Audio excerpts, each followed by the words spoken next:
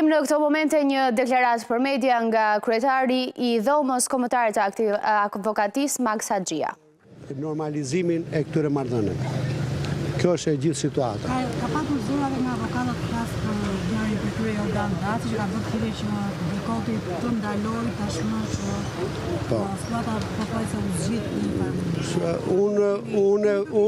Unë në cilësinë e kryetarit, unë bëra prezent misionin dhe qëllimin e bojkotit. Janë të lirë dhe të pa kundërshtueshëm mendimet e gjithë secilit në këtë. Megjithatë, do them që avokatia është një komunitet i krijuar me ligj dhe është funksionon në bazë të strukturave dhe të organeve drejtuese. Informacioni deri tani zoti Haxhia që të jetë shkelur, po themi ky vendimi dhomës kombëtare dhe kravët.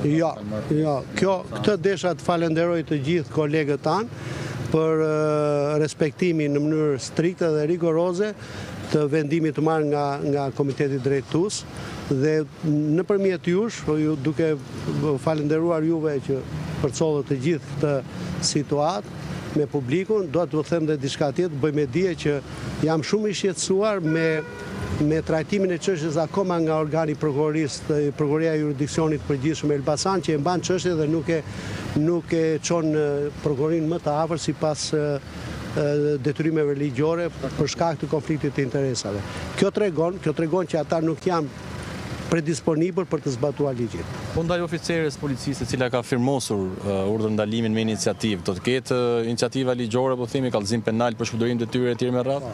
Shiko, edhe një herë po e përsëris. Qëllimi jon natyrisht ato janë procese të nxjerrjes përgjegjësisë administrative dhe penale, por qëllimi jon nuk është për të vënë para përgjegjësisë. Qëllimi madhor, them, i dhomës, një gjyqtar, një prokuror apo një oficer policisë gjyqësore, por nëpërmjet rastit ti kujtojmë, ti detyrojmë të zbatojnë ligjit në marrëdhëniet me palët në proces.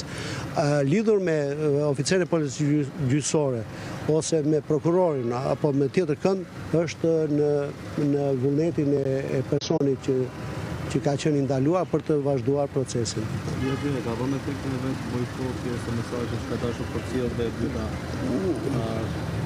Ndodhemi sërish në përballë situata të tilla. A është kjo zgjidhja përmes bojkotit? Shumë faleminderit për pyetjen. Unë dua të falenderoj edhe shumë kolegë prokuror dhe gjyqtar, të cilët kanë mbështetur fuqishëm dhe telefonata